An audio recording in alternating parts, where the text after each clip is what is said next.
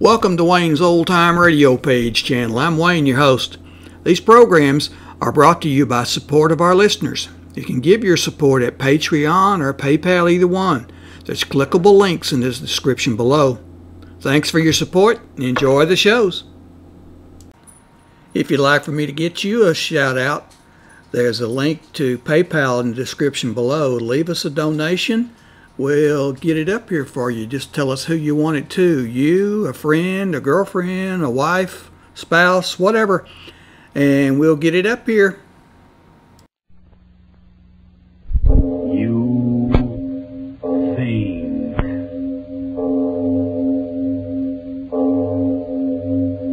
This is Arch Oboler bringing you another in our series of stories of the unusual. And once again we caution you. These lights-out stories are definitely not for the timid soul. So we tell you calmly and very sincerely, if you frighten easily, turn off your radio now.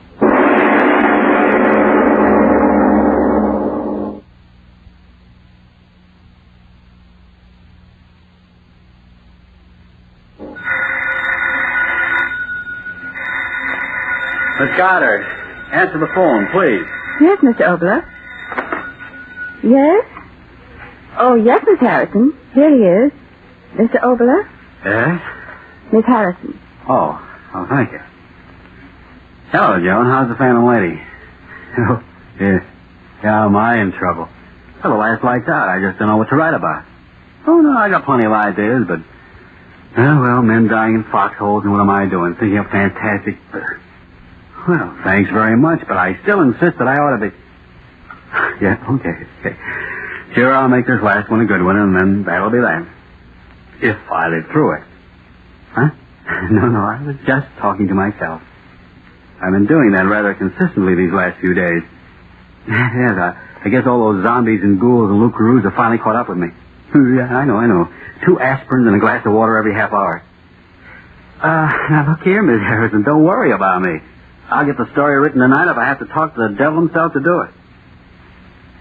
All right, John. All right. Yeah, sure. Oh, fine. Call me back in an hour, and I'll have some kind of a plot figured out. I hope. Give my regards to Norman. Talk to you later. Well, Miss Goddard, let's get to work. Yes, sir. What time is it anyway? 11:32. Sorry I have to keep you working so late. That's perfectly all right. I know you have to have that play done by tomorrow morning. I'm glad to help. You're an angel. Huh? Angel? That's a strange word to use here in this room where I've thought up so many demons and monsters. Tell me, or maybe you won't want to tell me. What, Mr. Oboler? Working with me on these lights-out plays, do you ever get frightened? Well... You do, don't you? Yes, I do get frightened many times. Huh. There was a time I'd have found that very amusing, but not tonight. Is there something wrong, Mr. Oboler? I don't know. Tell me, did you ever sit alone in a room at night and have a premonition? I mean, suddenly get the feeling that somewhere in the house, perhaps in the darkness in the next room, something was waiting, something of malignancy and evil? What's the matter with me? If I keep on talking like this, they'll be using me as Exhibit X in the psychopathic ward. Come on, let's get to work. Yes, sir. Let me see. We'll start out next week's play with the regular lights-out opening. Lights out, everybody. Chimes, later thing you think, gong. First character is named, Hellman. Call him Hellman. Jack Hellman, H-E-L-M-A-N.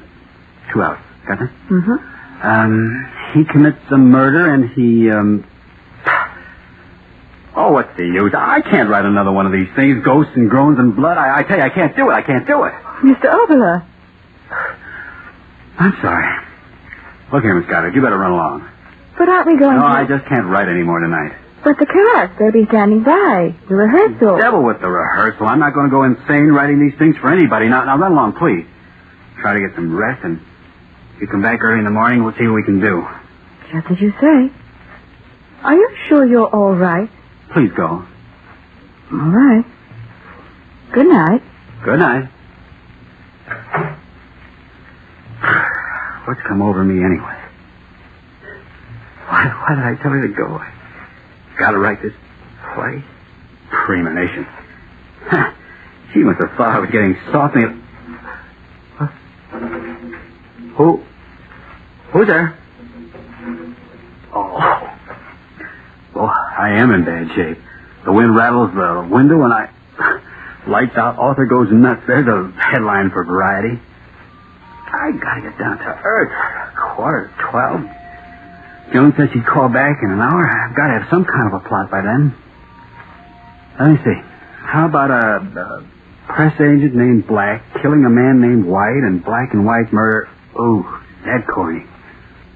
Maybe I could use a story about a Hollywood producer. Let's see. Johnny Hour. He meets a girl and then's afraid because the girl's husband. Oh, is that out of character? How about Nero chopping off heads in the Roman circus and... Certainly is quiet in here. Yell all day for quiet. Now that I've got it, I have got the jitters. What the devil have I got to be jittery about? Things are what they are, if anybody knows that I do. 2 and 2 makes 4, unless you're talking about curved space, and then that has hold on to what they've got, and anybody who's in this war for profit ought to have his bones broken off and stuff. What the devil am I talking about? Okay. I'd better stop kidding myself. I know it's wrong. I want to write it, and yet I don't. What's the matter with me? Afraid to put it down on paper? What have I got to be afraid of? Here goes. Get it over with. Outline of title undecided. Out of my system. Play opens in the cell of a monastery in the Middle Ages. A mystic is cowered in a corner of his room. Outside, a mob is clamoring for his life. It appears that a horrible crime has been committed in the village below. A horrible monster had torn a woman. It appears that this creature, brought into being through the incantations of the sorcerer, was the concentration of all the evil in men's hearts and minds. A tremendous force of fiendishness and inhumanity put into living flesh to roam the world and commit unspeakable of all the drivel. A tremendous force of fiendishness and inhumanity put into living flesh to roam the world and commit unspeakable Well, drivel or not, there it is on paper. Me own monster conceived in me own mind. Congratulations, Papa. Have a cigar. Conceived in my own mind. That's what that crazy monk said in that book Nat Wolf gave me. I wonder who gave Nat that book. Conceived in... Where's that book anyway? It ought to be... I even marked the page. And I say unto thee that if thou shalt be evil and do evil and think evil, and let thy mind rest upon this evilness in the light of day and in the darkness of night for 7 days and 7 nights, there may come into being a thing of evil, and it shall take the form of the evilness of thy thought. Written by a half-starved mystic more than 10 centuries ago, and I... Funny I should have thought of those words tonight. I've been thinking about them for a week. Shall take the form of the evilness of thy thought. 7 days and 7... Who's there? No!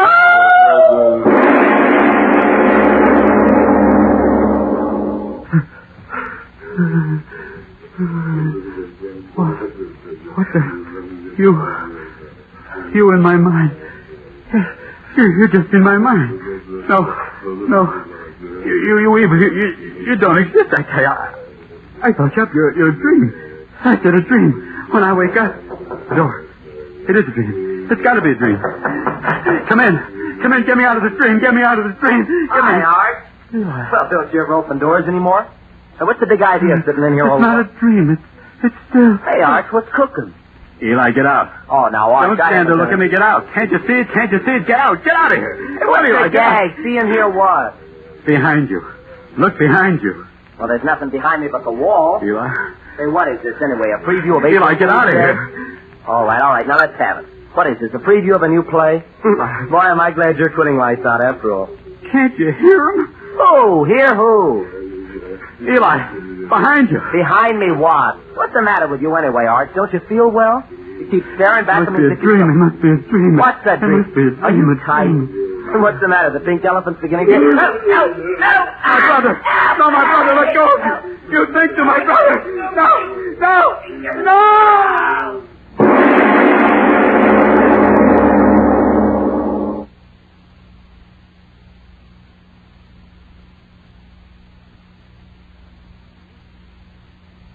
Eli. Eli? Oh, no. Eli. Operator, please. Send police right away, my brother. Please, send police. My brother. How much time we got to go on this shift yet, Joe? Hold it. Here comes Frank Sinatra again. Squad 39 and 48.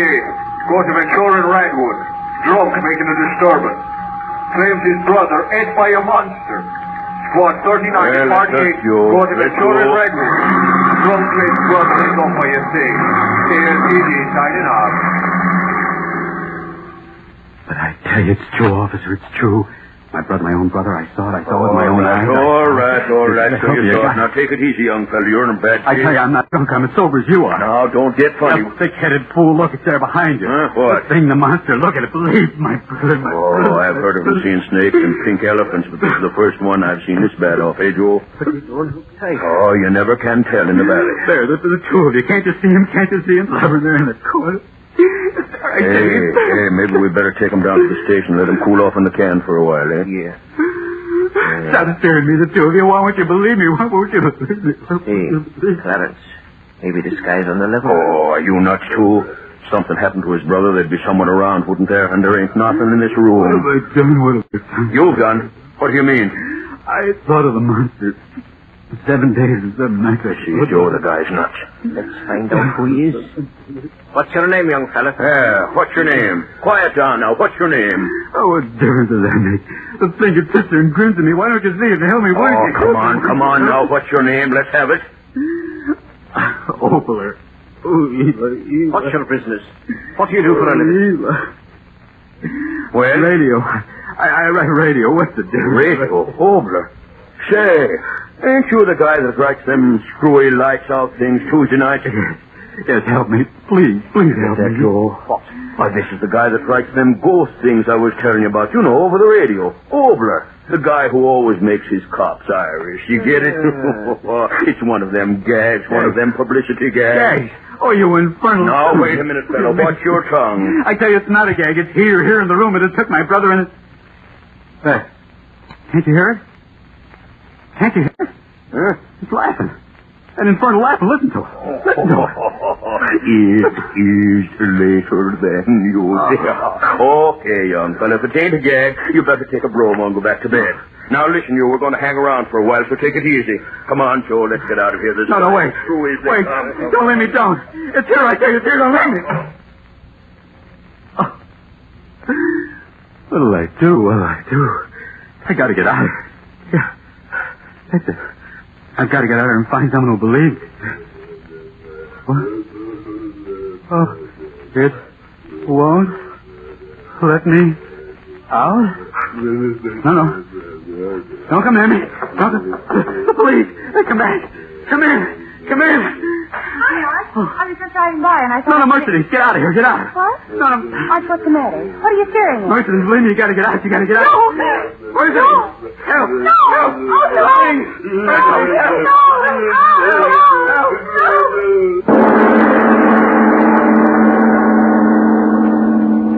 Oh, no. Oh, no. Hey, what's going on here? Didn't we tell you to go to bed? Is that the way to act? We heard you screaming all the way down in the... Oh, no. Where did she come from? Her torn. Give me a gun. Huh? That thing in the corner there. Won't you look at it? Won't you believe me? Give me that gun. Get away from me. The gun, I'll shoot it. I'll shoot it. No. Stand we are. Let's have a slug. Huh? You got it coming to you, that girl. They'll burn you for it as sure as my name's Clarence McMinzer. And I'd like to be the guy that pulls the switch.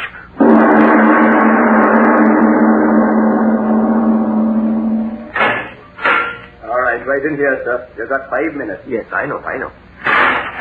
Oh, Mr. Kenny. I've been waiting for you. I got here as soon as I could. Looks bad, Oboler. Very bad. What do you mean? I didn't do anything. I tell you I didn't. Oh, yes. I know. But, Oboler, you can't do a thing like that and just walk away from it. Well, I've explained it to you. I've explained it to everyone 100 times, 1,000 times. Won't anyone believe me? Now, look here, Arch. I'm your attorney. I want to help you. A great number of people want to help you, and we certainly can't do a thing unless you cooperate. Yes, that's what I said. Cooperate. What do you want me to do? Tell the truth. The whole truth. I told you. Yes, I know what you've told me. A horrible thing that you conceived in your mind came to life and did a number of peculiar things. But, see here, surely you don't think that even the most stupid jury on earth is going to believe that nonsense? You don't believe me? Well, I've heard many peculiar alibis from my radio clients in time, but... Well, listen, if you want to plead temporary But insanity... I'm not insane. Then let's hear a sane explanation of what happened that night. I told you everything just the way it happened. My brother came home and... Yes, I know. Well, your brother came into the room and was eaten up by this monster, and then that girl... Oh, what's the use? Apparently you want to die. I've tried so hard to make you understand. I've tried to make you understand that if you don't stop this infernal nonsense and hurry up and tell me the truth of what really happened... You'll either find yourself taking a one-way walk to the electric chair or wake up in a padded cell in an asylum for the criminally insane. What? The fact of the matter is, they've already appointed a lunacy commission to pass on your case. Lunacy commission? Oh, see here, Arch. Wait. Let me talk. Go right ahead. That's what I want you to do. Maybe I am insane. I don't know. At first I told myself it was nothing but a nightmare. That I'd wake up and find it had all been nothing but a weird dream that never really happened, but it's not a dream and no one will believe my story, not even you. It's such an irrational story. How can you expect anyone to believe it? Now, take that part about your brother being devoured alive by this monster. It happened. It happened just as I said it happened. It's common knowledge that your brother is pre-induction vacationing up north with your mother. He came back. You mean they are coming back. I sent your brother a wire to come back and bring your mother home at once. They ought to be here today. My brother's dead. Well, that's your preposterous story. This monster who's supposed to have committed all these crimes. Where is he? Where did he come from? Where has he gone to? I don't know. Did the police see him? No. Did anyone see him? No. Oh, Arch, if you're going to think up an alibi to save yourself, for heaven's sake, think up a better one than that one. I'm not trying to think up alibis. I'm just trying to explain what happened to you and maybe to myself. I haven't believed much during my life, except perhaps that somewhere there was a power that went beyond life and death. What happened to me isn't explainable in any terms that you and I... But, Mr. Gang, I tell you it did happen. I thought of a monster for 7 days and 7 nights in my own mind, and like that prophet of the Middle Ages warned, the evil thing came to life, and yet only I could see it and hear it. And do you see and hear it now? No. That's what I can't quite understand. Perhaps the horrible thing only has life when I think about it intensely. That's it. It only has life when my thoughts give it life. Like an idea. Don't you see, Mr. Gang? Like an idea only exists when you think of it. Your thought gives it life. And that's the way it is with that terrible thing. Listen. Listen. Do you hear him? There he is in the corner. I tell you, he's there. Don't you hear it? Blubbering and slobbering. I see it now. I see it. You think? I'm not afraid of you anymore. You hear me? I'm not afraid. I'll kill you. I'll kill you. Over. God. Help. I'll kill you. He's gone insane.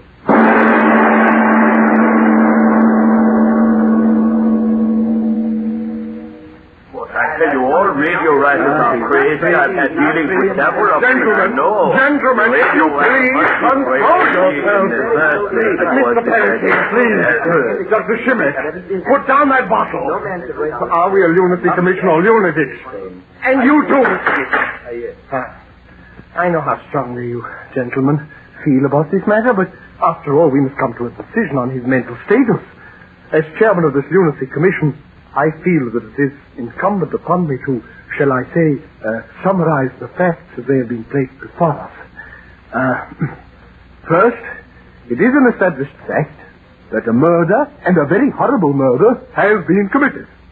The police officer has testified very conclusively that Arch Oboler was there upon the scene of the crime, and that it was absolutely impossible for anyone else to have committed the murder. In other words, the man whose mental status we are to determine is a murderer. Consider further facts. Does he wear conventional shirts? No. Another fact. Does he participate in normal activities such as drinking, dancing, fraternal orders, and similar beneficial social activities? No. I pile fact upon fact. Have you gentlemen ever listened to his plays? What are some of the distinctive features of these works? Voices. Strange voices. Whispering voices. Note that, gentlemen, always whispering voices.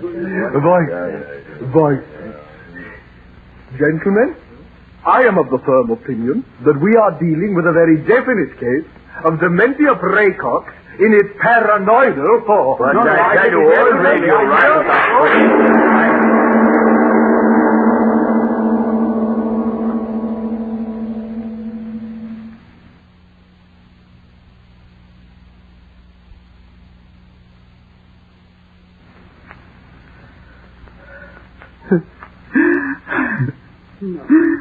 No, Arch. No. A lifetime in an insane asylum. Oh, my. I'm not insane. I tell you, I'm not insane. No, of course you're not, son. But don't excite yourself anymore. Please. But don't make me go. If there was only some way I could make them see the things I see. Mother, you believe what I told you, don't you? Yes, dear, of course I do. If Eli would only get back. Eli? But I told you Eli would... You're like the others, you don't believe me, now I know you don't. You will believe, I'll make you believe. Sing, wherever you are, listen to me. I think of you, here, I think of you, I give you life, I give you life. You hear, Mother? You hear it does exist, it does? No, don't get so excited. There, Mother. It's right behind you. Turn, see, believe. You see it, Mother. You see it. I'm not insane. I'm not insane. No. My mother. Sing, my mother. No, not my mother. Not my mother. Not my mother. Not my mother.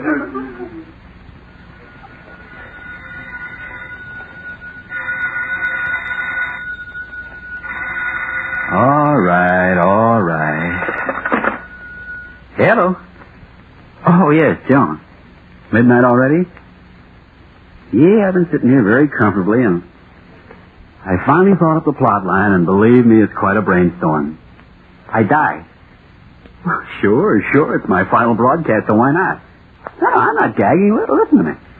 You know, it's all about a monster that I conceived in my own little-bitty mind, and it comes to life. Honestly, I haven't had a Coke in hours. It's going to be one of those, crazy stories inside of a story. Now listen. The way I've got it figured out is this. Now, I'm supposed to be sitting here thinking of this horrible monster, and suddenly I turn around and there it is, see? And my young brother comes in, and this monster eats him up alive, and then Mercy McCambridge comes in, and she... Wait a minute, Joan. Hold it for a minute. I think someone came in. I imagine it's Bernie. I'll see who...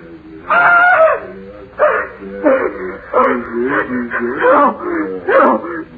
Joan, listen. That thing, it's true. This time it's really happening.